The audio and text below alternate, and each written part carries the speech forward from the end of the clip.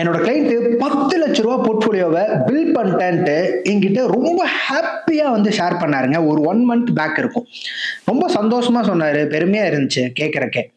But ஒரே மாசத்துக்கு அப்புறம் அந்த ஒரே மாசத்துல அவரோட ஹாப்பினஸ் மொத்தமும் போயிருச்சு.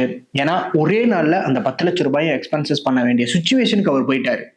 ஸோ அதை கேட்டு எனக்கு அப்படியே வந்து கஷ்டமா போயிருச்சுங்க. ஸோ ரீசன் அவர் ஃபாதருடைய மெடிக்கல் எக்ஸ்பென்சஸுக்கு மொத்த 10 லட்ச ரூபாயும் ஒரே நாள்ல ட்ரீட்மெண்ட்டுக்கு செலவு பண்ணிட்டாரு. இதை கேட்டோடனே எனக்கு அவர்கிட்ட அந்த டைம்ல என்ன சொல்றதுன்னு தெரியல. பட் நான் அந்த டைம்ல யோசிச்சது ஒன்னே ஒண்ணுதான். இதை பத்தி உங்ககிட்ட பேசியே ஆகணும், உங்களுக்கு இந்த அவேர்னஸ் கொண்டு வந்தே ஆகணும் அப்படின்ட்டு தான். ஒரு 6 மந்த் பேக் தான் அவர்கிட்ட நான் வந்து இந்த ஹெல்த் இன்சூரன்ஸ்னுடைய இம்பார்ட்டன்ட்டை அவர்கிட்ட எக்ஸ்பிளைன் பண்ணிட்டு இருந்தேன்.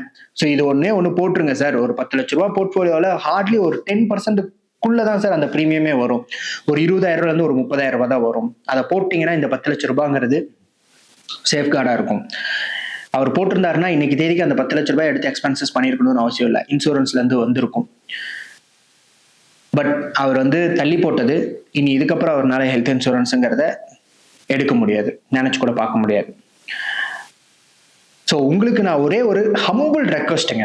ஸோ நீங்க சேவிங் ஸ்டார்ட் பண்றீங்களோ இல்லையோ, இன்வெஸ்ட்மெண்ட் ஸ்டார்ட் பண்றீங்களோ இல்லையோ, பட் இந்த ஹெல்த் இன்சூரன்ஸை போடலை அப்படின்னா தயவு செஞ்சு இதை பிளான் பண்ண ஆரம்பிச்சிருங்க இப்பவே.